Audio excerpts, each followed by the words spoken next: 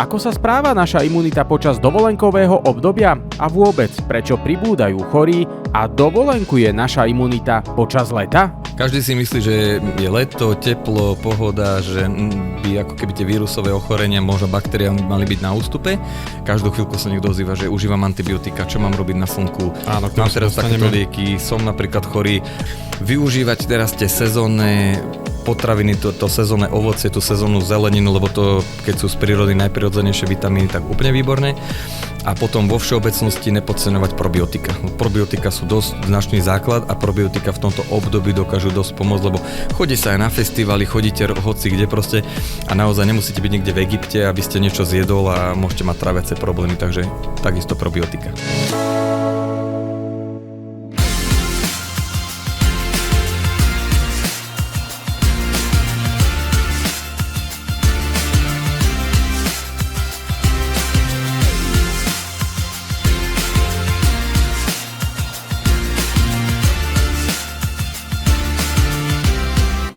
Leto si väčšina z nás spája so slnkom, dovolenkami a oddychom, ani počas horúcich mesiacov však náš imunitný systém neoddychuje a čelí viacerým výzvam od klimatizácie cez cestovanie až po letné vírusy.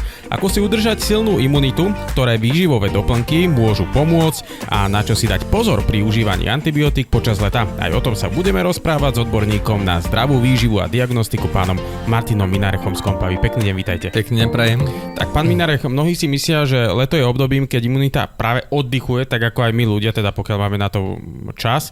Je to naozaj tak, alebo je práve v lete vystavená naša imunita možno aj iným výzvam? Každý si myslí, že je leto, teplo, pohoda, že by ako keby tie vírusové ochorenia, možno baktéria mali byť na ústupe, ale prakticky nedeje sa to, čo my máme diagnostické centrum, tak to krásne vidíme, že prakticky mal by tam byť ten ústup, lebo máme sezónne potraviny, sezónne ovocie, proste naozaj, že tých vitamínov máme veľa a potom automaticky možno aj menej výživových doplnkov môžeme dávať.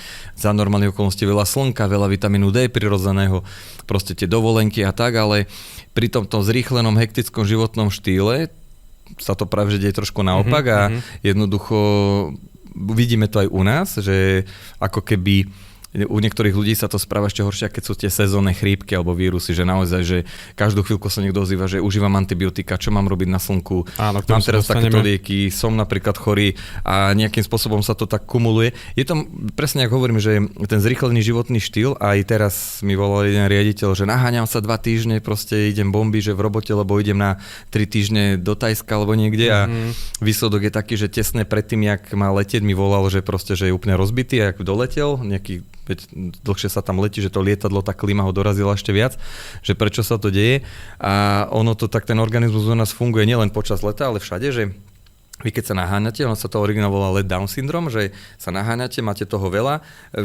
imunitný systém je taký naprúžený, celý organizmus je naprúžený, kortizol, aby ste podal ten výkon, áno. Idete jeden deň, druhý deň, obetujete spánok, proste naozaj toho veľa. A potom, keď už konečne príde ten bod, že odchádzam na dovolenku, balím sa a kľud, tak jednoducho, ako to z toho organizmu opadne, tak potom, dá sa povedať, aj ten imunitný systém na to zareaguje, že trošku tiež sa tá aktivita zníži. Takže neísť na dovolenku? Áno. Teraz všetci nemôžete chodiť na dovolenky, ale nie. Takže automaticky potom, keď tam zakomponujeme možno klímy, možno zmenu prostredia, tak potom je to také dosť pre tie vírusové ochorenia stále nám tak rýchlejšie aktivujú. Áno, a k tomu sa aj teraz dostaneme, že aké faktory počas leta teda najviac oslabujú náš imunitný systém.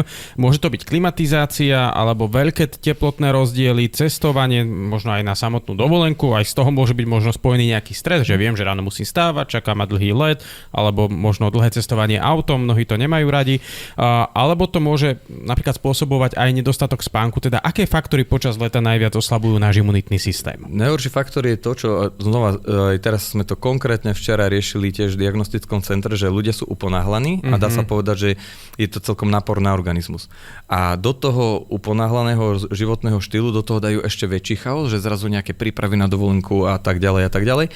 Potom tam máme ten let down syndrom, z čoho ochorejú, ale výsledok je z toho taký, že naozaj, keby tam bola, poviem, taká ako keby homeostáza, že ten človek, ale ľahko sa to hovorí, ťažšie sa to robí, že máte perfektný spánok, nenáháňate sa, presne tak automaticky potom sa viete prispôsobiť a keď vám potom príde to hektické obdobie, tak ho tak lepšie ako keby znesiete. My to krásne vidíme aj u ľudí, ktorí majú problémy so spánkom a niektorí ľudia cestujú, dajme tomu, že do Chorvátska alebo niekde, že cestujú 1000 km, 1500 km a niekto doma kvalitný spánkový režim, tak proste tých 1000 km dá bez problémov. Dokonca ráno príde, cirkadiálny rytmus ho zase nabudí a celý deň ešte funguje a ide v ten deň možno skorej spať. Kto má zlý spánkový rytmus, je zle zregenerovaný, potom zrazu cestuje, tak ledva urobí 500 km, potom musí spať niekde na tom odpočívadle. A dá sa to nejako ovplyvniť? Takže tá fyzická zdatnosť, akože ju zlepšiť a jedna vec je áno, aj pomenovať sa tomu spánku alebo tej spánkovej hygiene, že ten režim, lebo organizmus, keď je stále takto vypätý, tak on potom na takéto zlé ako keby situácie reaguje tak, že najčastejšie, že nám skolabuje ten imunitný systém. Potom prídu vírusové ochorenia, tí ľudia sú prví, ktorí chytia to vírusové ochorenie, takže jednoducho tú fyzickú zdatnosť, čo sa týka ako aj imunitného systému, alebo celkovo si treba nejak celoročne ako keby posilňovať. Cez leto je kopu faktorov, ktoré ste už aj vy spomenul, ktoré nám to znižujú. Jasné. Najhoršie sú tie tepelné výmeny, proste, že to vidíte, že vidíte z auta, vidíte teraz, dá sa povedať, že máme dosť vysoké teploty, potom vôjdete do niektorej klimatizovanej miestnosti, potom znova vidíte, ja som bol včera v nemenovanom nákupnom centre, ja som bol dole ale v parkovisku dole neuveriteľné dusno horko, ja som vystúpil z auta jak do sauny, proste. Potom vyšiel som z parkoviska do toho nákupného centra, tam ďalšia facka, zase úplne, že chlad. To verím. Takže si to zoberte.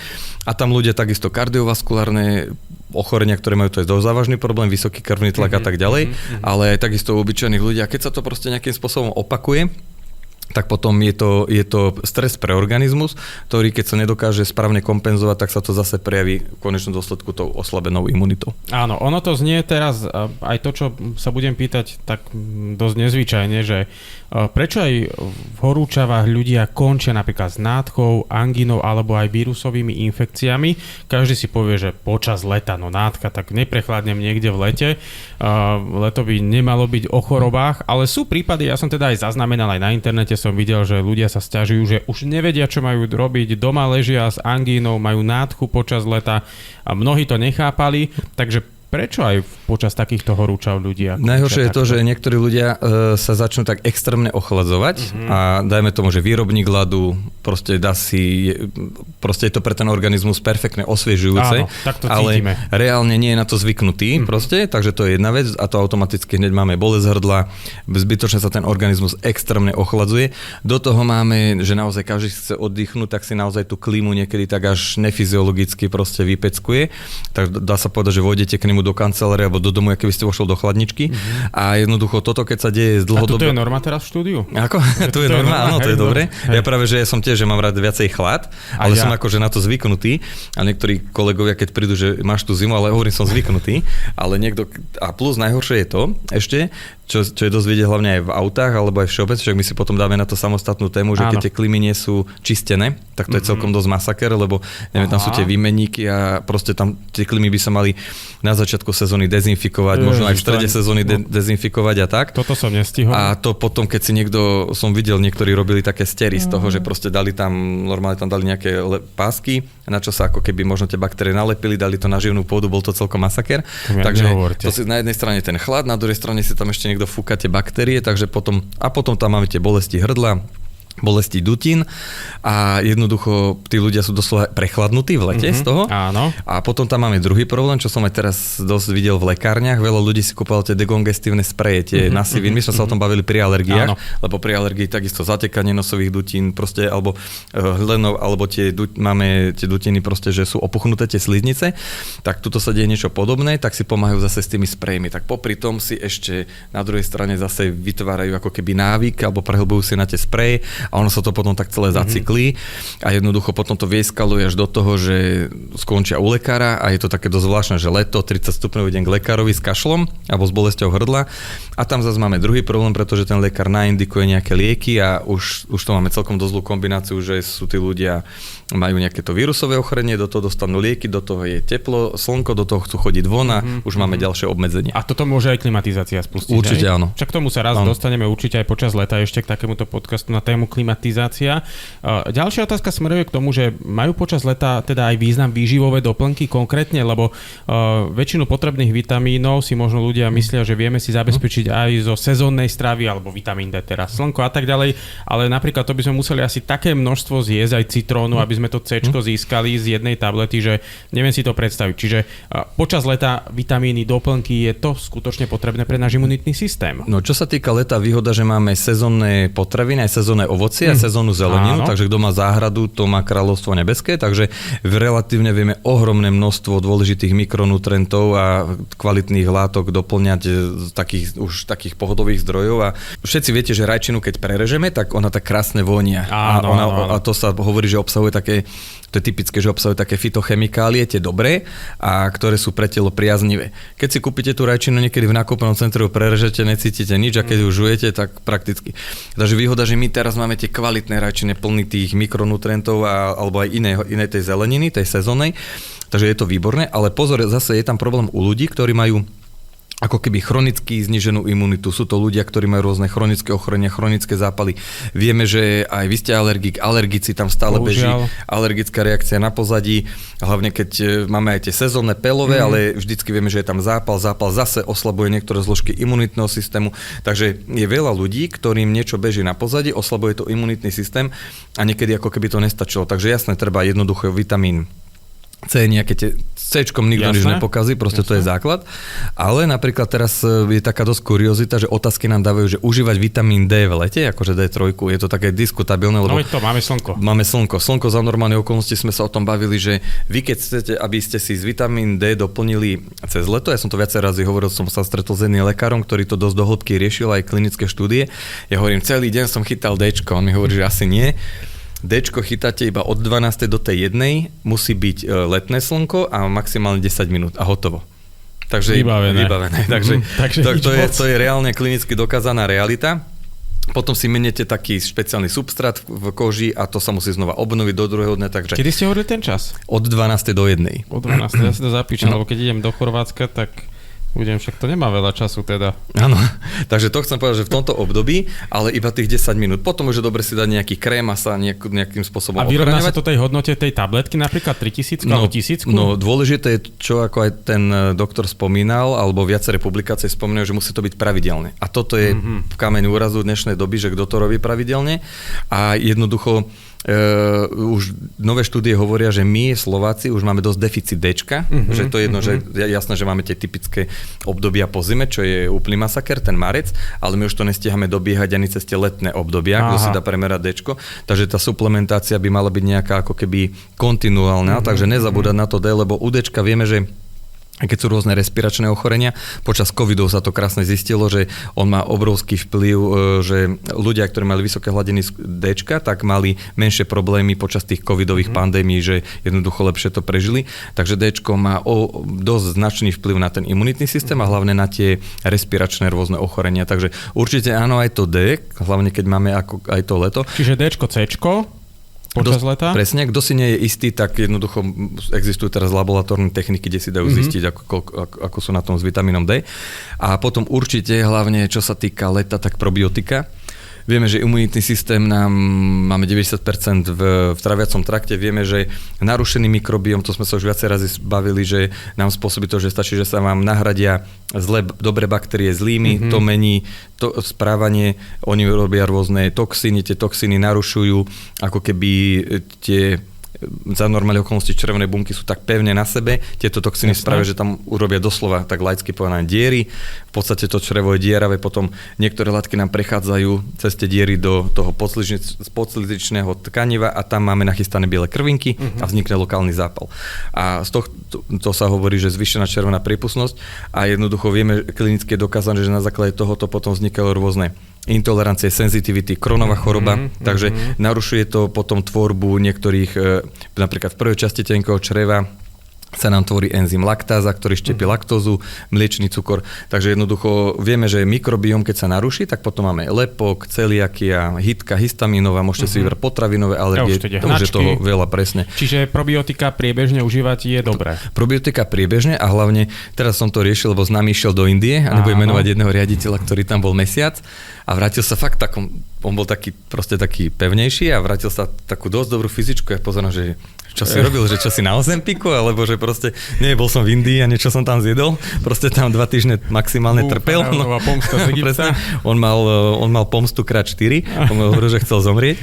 Takže naozaj to nepríjemne tie brušné výrozy a keď už ešte chytíte, že v Egypte alebo v Indii, tam sú špecifické baktérie, ktoré vám dokážu naozaj urobiť, že je masaker, že čo sa týka trávenia. No a on hovorí, však som si aj nasadil probiotika 2 dní pred. A ja hovorím, tak vieš, že ideš do také špecifické krajiny, tak prevencia aspoň mesiac. Jasné. A proste jednoducho a tiež si tam treba akože dávať pozor. Takže u probiotík určite mesiac dopredu užívať proste aj to isté, čo sa týka antibiotík, že my napríklad keď používame antibiotika, tak najčastejšie máme širokospektrálne.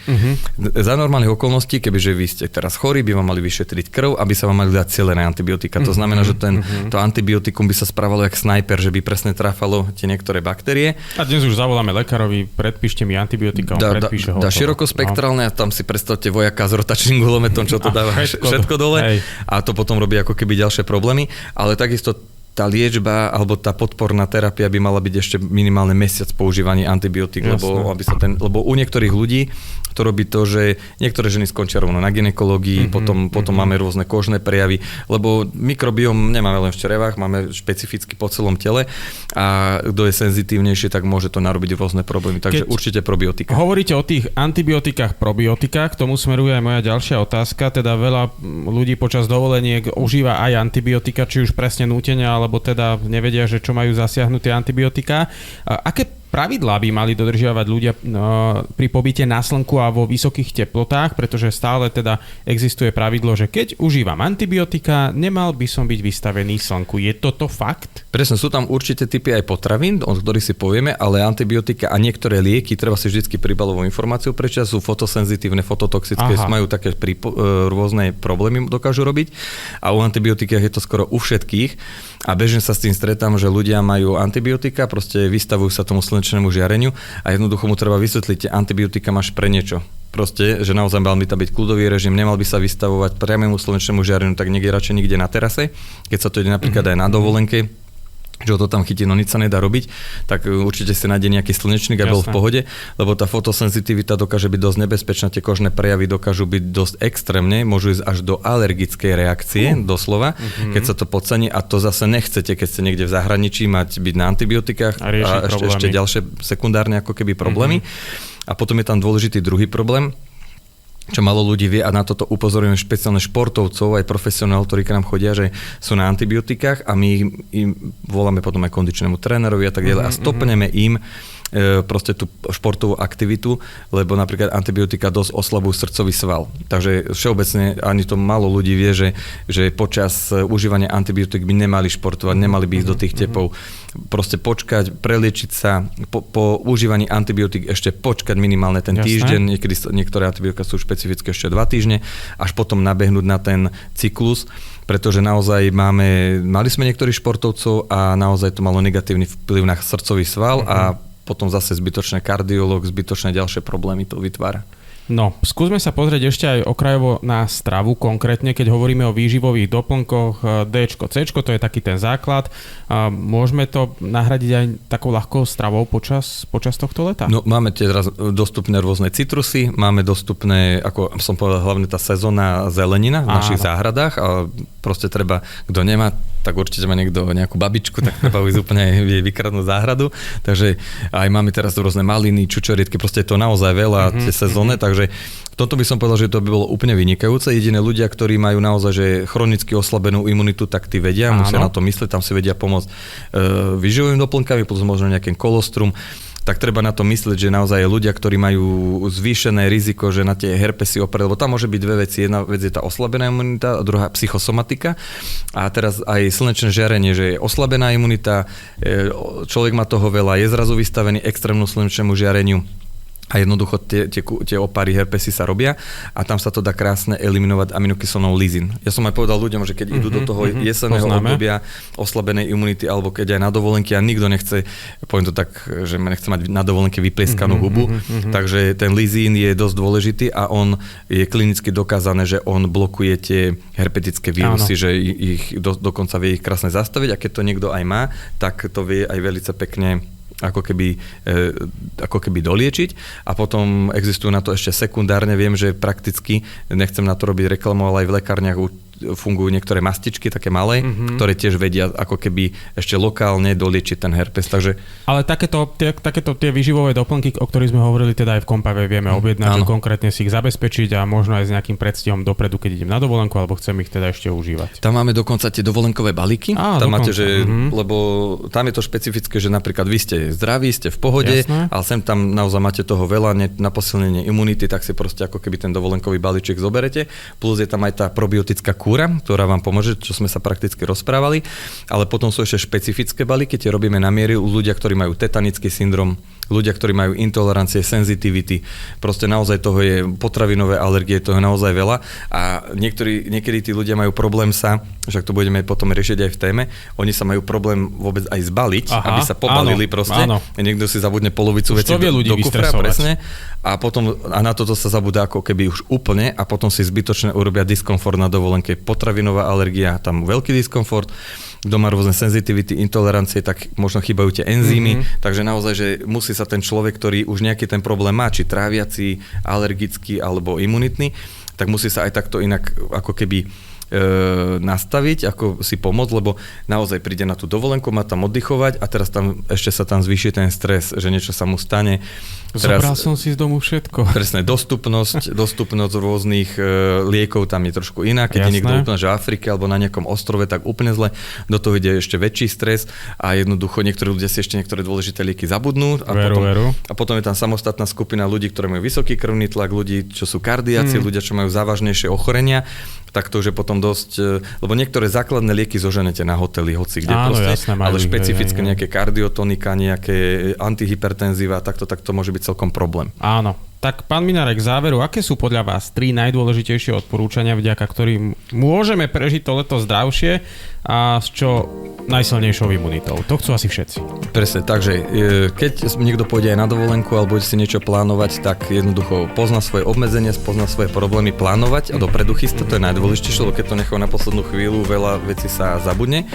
Využívať teraz tie sezónne potraviny, to sezónne ovocie, tú sezónnu zeleninu, lebo to, keď sú z prírody najprirodzenejšie vitamíny, tak úplne výborné. A potom vo všeobecnosti nepodceňovať probiotika. Probiotika sú dosť značný základ a probiotika v tomto období dokážu dosť pomôcť, lebo chodí sa aj na festivály, chodíte hoci kde proste a naozaj nemusíte byť niekde v Egypte, aby ste niečo zjedol a môžete mať tráviace problémy, takže takisto probiotika. Povedal odborník na zdravú výživu a diagnostiku z Kompavy, pán Martin Minár. Veľká vďaka za váš čas a stretneme sa pri ďalšej téme. Všetko dobré. Všetko dobré prajem.